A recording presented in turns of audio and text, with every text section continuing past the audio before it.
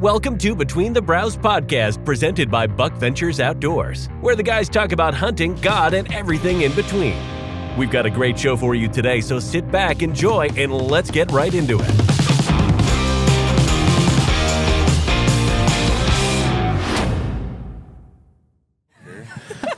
I mean, I'd be close to you. I don't care. Just rubbing elbows. Cole's like scared we might look funny, I guess. This is an absolute mess. What, because I got my legs crossed? Huh? Are you racist, thinking I'm like... You can't say that. I can say that.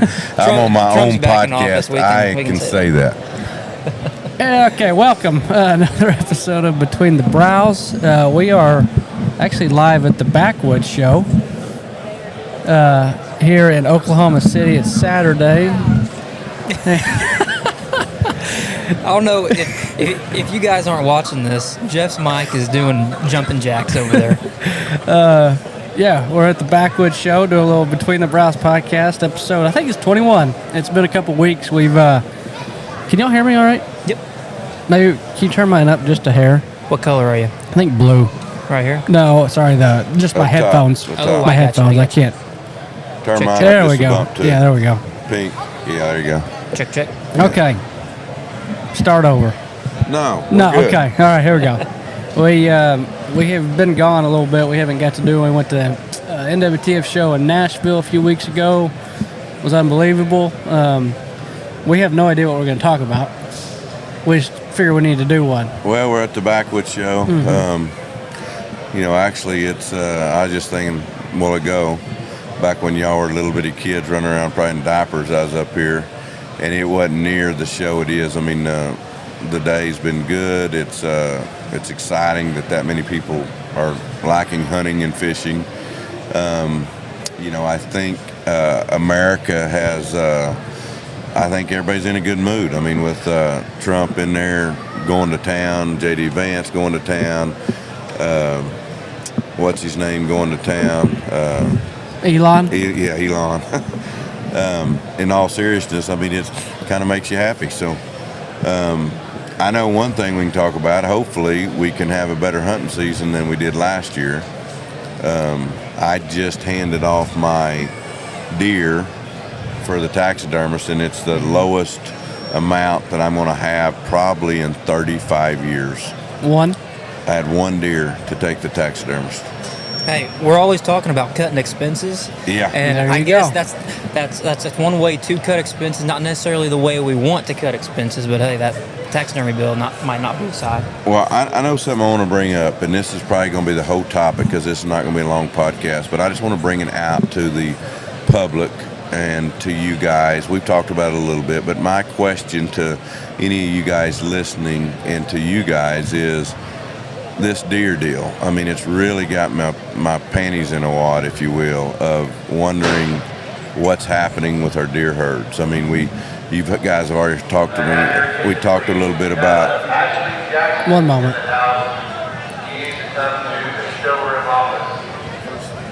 Okay.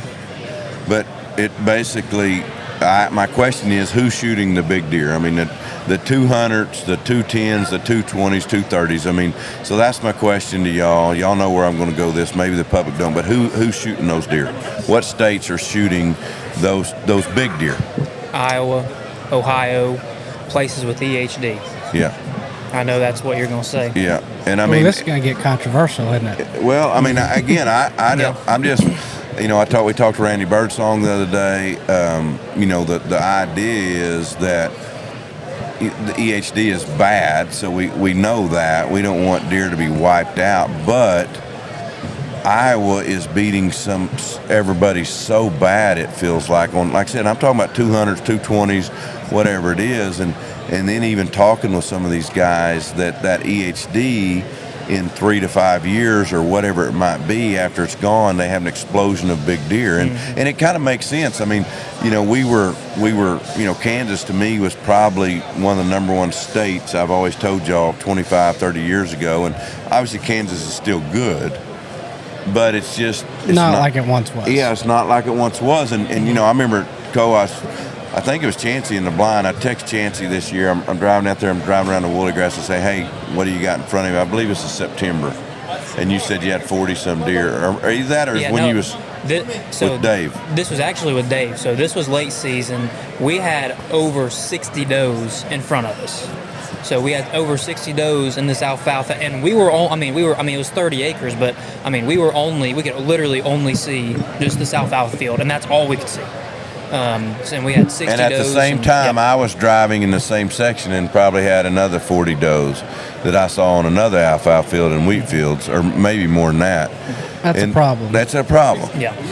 So I guess my question to the public, do y'all think this has any legs as far as, like I said, again, to me it does. The research is there. Who's got the biggest bucks?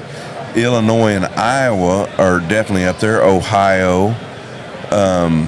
Places where populations are not getting decimated, but they're getting controlled in a sense. You don't have, which there are times in Iowa, especially late season, you'll have 100 deer in a field, but you're not seeing 70 does every sit. And here's another thing about Iowa, though. Like, you hear all the time about people going out and shooting 25 does. They're going out and with the Hush program. I feel like Iowa is one state that really focuses on doe harvests, along with the big bucks. Because obviously, we know Iowa's a big buck state, but between the Hush program of shooting deer for meat, I feel like there's a really big emphasis on controlling the herd through the Hush program and just focusing on getting those antlerless tags filled. That's one thing to think about. I know Kansas hasn't really focused on that at least as much. I agree with that, but where do you go when you end up in the hole that you're in? You know what I mean? It feels almost unproductive to go shoot one doe at a time, in a sense. You know what I mean? Like, I got a doe tag this year, I'm going to go feel it. And to me, that's what's hard. Kansas, for instance, is set up where, you're a non-resident, you're already spending $600-700, and then to shoot a doe, it's $50 per doe, and then you can only shoot 4, I think. So, again, it's not set up ideally.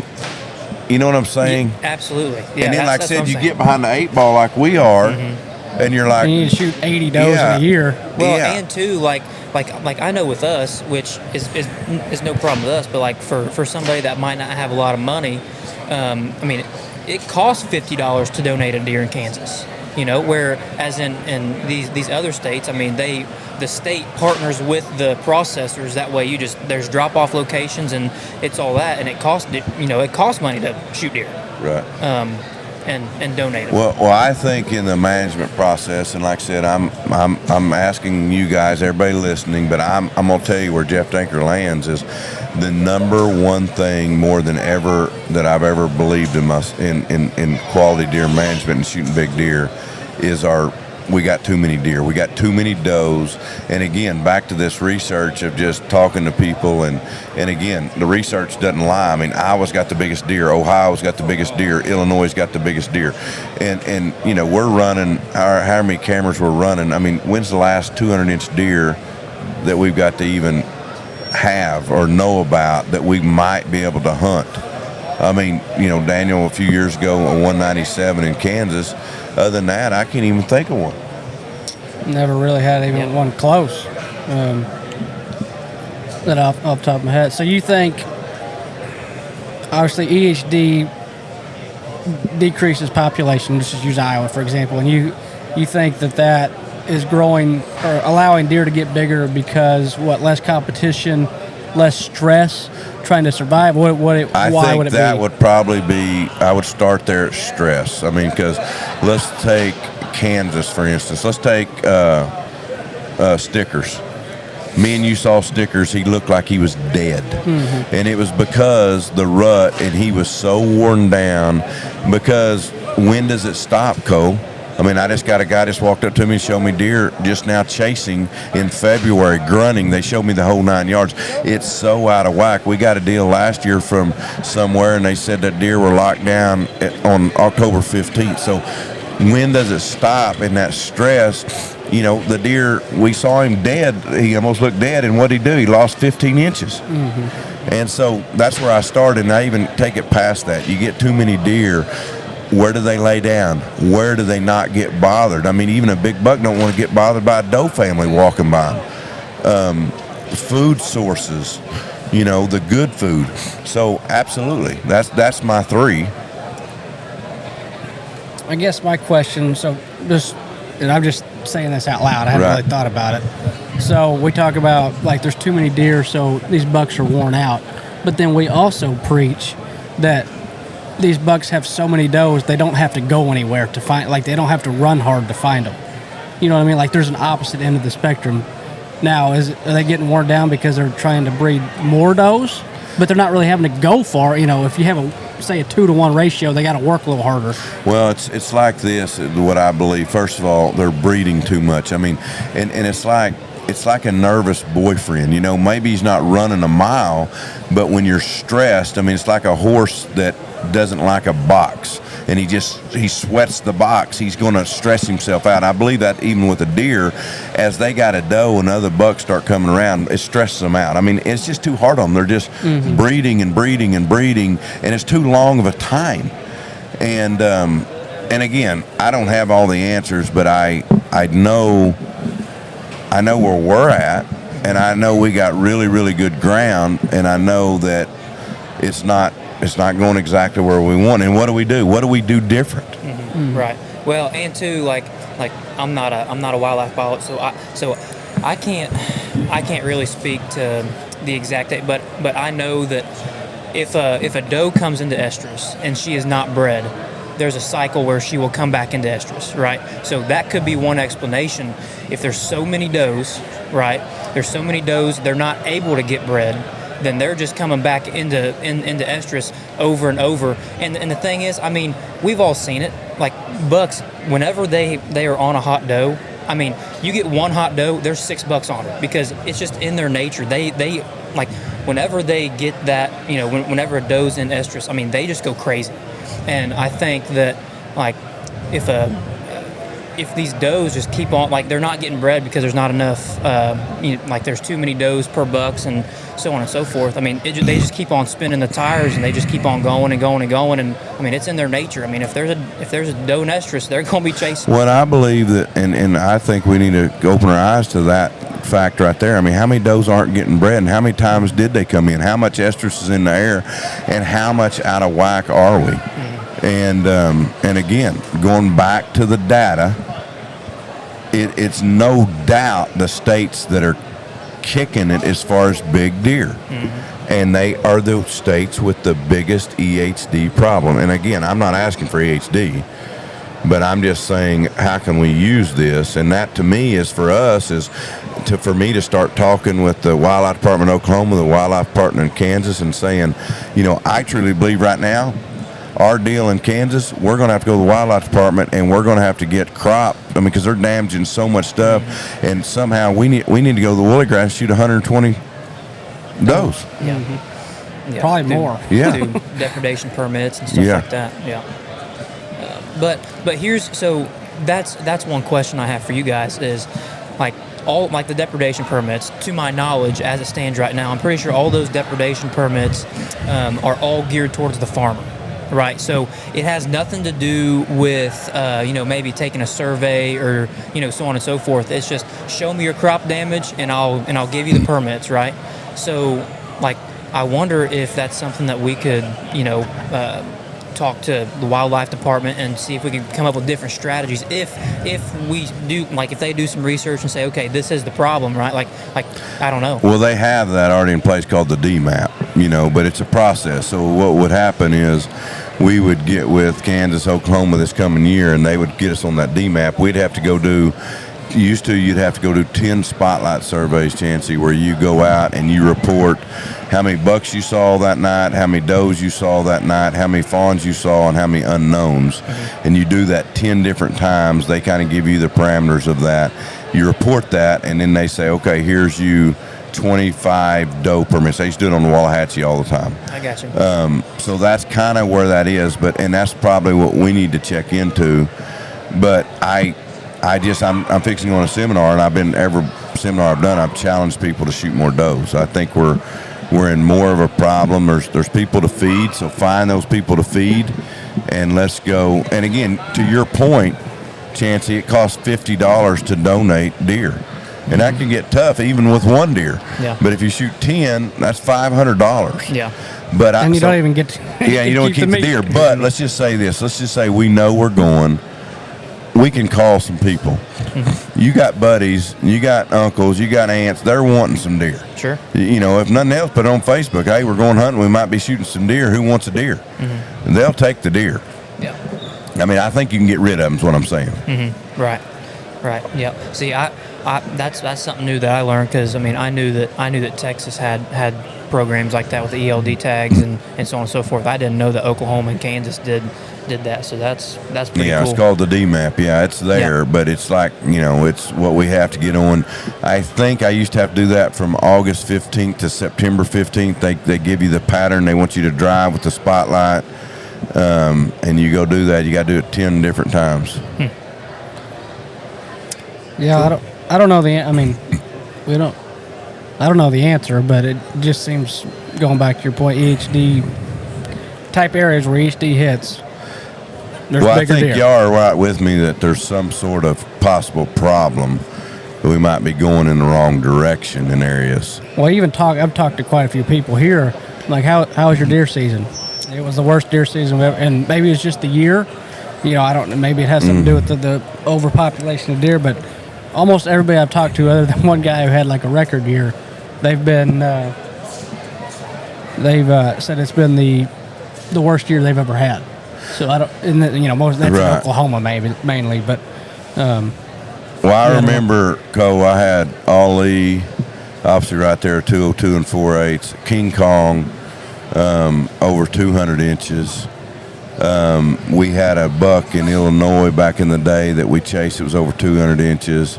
Heartbreak was a big one. Several deer I can think of, but even if I look back at, let's just take the amount of years you've been here, Cole. What's that, 8 years now? this is 7. How many 200-inch deer can you even think of one? I mean, That the we've had on 197. camera? Yeah. No. So the last Not on our 7 cameras. years. He's just CB. Yeah. If you want to call him a 200. Yeah. 7 years, and again, okay, so now let's rewind from that. How many 190s have we had? We've had more 190 muleys than whitetails. Yeah. Yeah, but 190s. 190 whitetails, 0.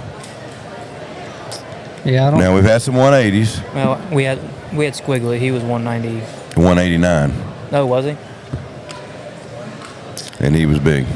He was big. But again, and then I can go back past that, and it was just better. We just had more big deer. And again, I think we'll get it back, but we have to take steps, and we got to figure out what steps those are. And again, whether the wildlife department comes on board or not, I've kind of made up my mind. We've got to figure this out. And again, the baby steps of us doing it ourselves is not the answer right now. Not that we can't do that too, but we need help to go get some extra tags and be able to go. You know what, Ohio last year, didn't we get those tags, Chancey? Yeah, they. So actually, the farmer they went. I don't know exactly how many does they shot, but they shot quite They a got few. to go shoot them in the summer. That's what I mean. No, Yeah. they did what we need to do. That's right. Yeah, Yeah. that That was all on our through- place. That was on our lease. That was all through the depredation permits, which Yeah. is tied directly to crop damage. Yeah. Yeah. Well, and you know, I'm a landowner, so I can fall into that as well. So, you know, Yeah, I think you should be able to get them Yeah. pretty, you know, I don't want to say easy, but you ought to be able to. We can prove we have too many Right. deer and pretty then, easily. Yeah, we can shoot them, feed some people, whatever, and see. But again, guys, I'm asking you guys. I think we're all reeling on this, but I do believe this, and deep think through that and see what you think about it. You know, and you might be in timber down in, you know, southeastern Oklahoma, and you don't see that.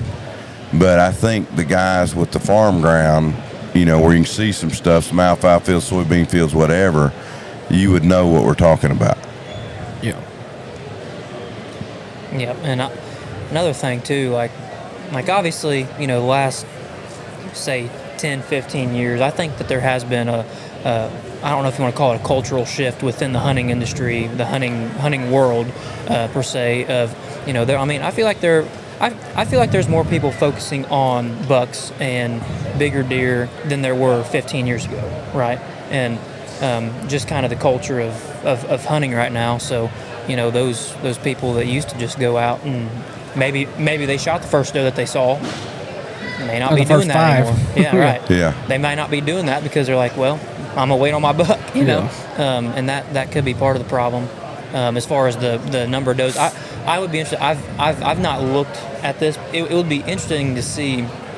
I'm pretty sure that you could find them somewhere of like harvest numbers if they have it broken down between antlerless, like over the years, and see if antlerless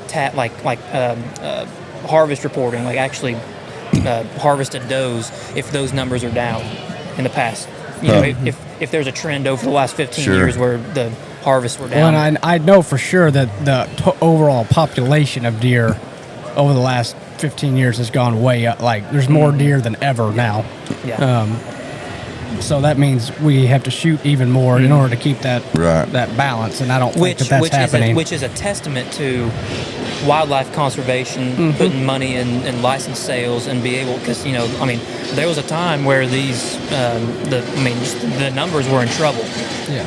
Well, he could probably speak to that in Lincoln County. Growing up, if you saw a deer, it was a big thing, wasn't it? If you could find a deer track, like when in the 70s, when I was a young kid, Dad, when he was hunting, just to find a deer track, that was good enough. Yeah. And, even when I was out there, you would hunt 10 times, and if you seen deer 2 or 3 times, that was good. A lot of times you're going thinking, gosh, let's hope I see something today. And now you're pretty much, I'm seeing too many deer. Yeah. Too many does, at least. Yeah.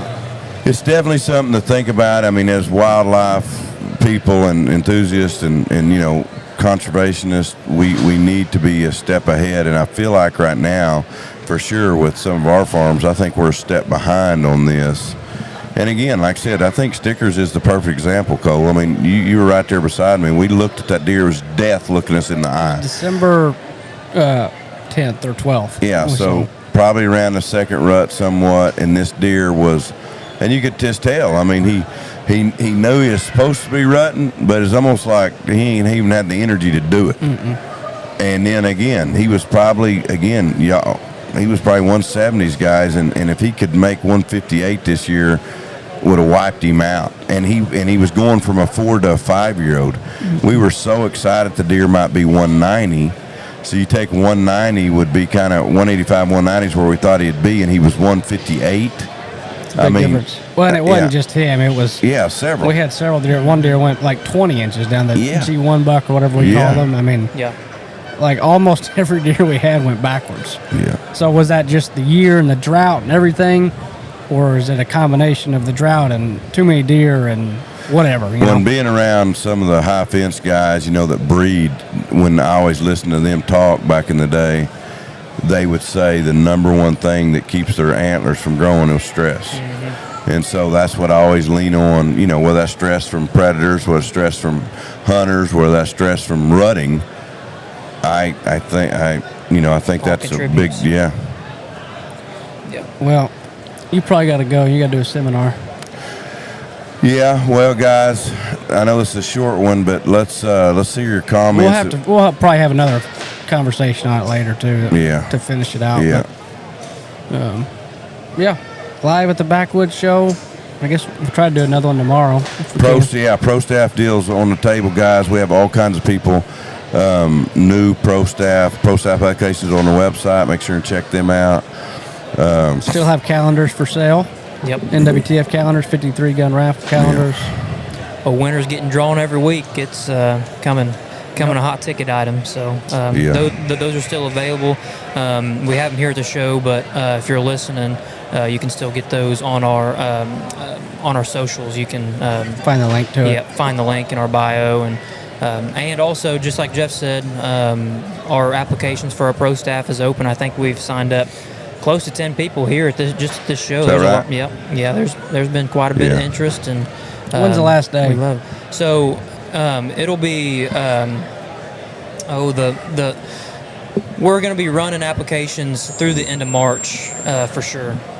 Well, tomorrow morning, I just started thinking we need to get Brandon Hare on here with Woodsman Ministries. Might have him on with our podcast tomorrow and talk a little bit of Woodsman Ministries, kind of some stuff we got coming up there. I think it's very interesting for you guys to know more of that. He is the director of that right now, and then y'all can come up with some more topics tonight, and hopefully I won't feel so bad tomorrow. Yep. I'm going to get fired. I already see it in Cole and Chancey's. I come in late to the office. They're just like, yeah, I'm dead weight to them. All right, guys. Thanks for listening, watching. Live at the Backwoods Show. We'll do some more tomorrow and then on to next week and get them uploaded. So thanks, guys. Remember, as I always say, shoot by sight and walk by faith.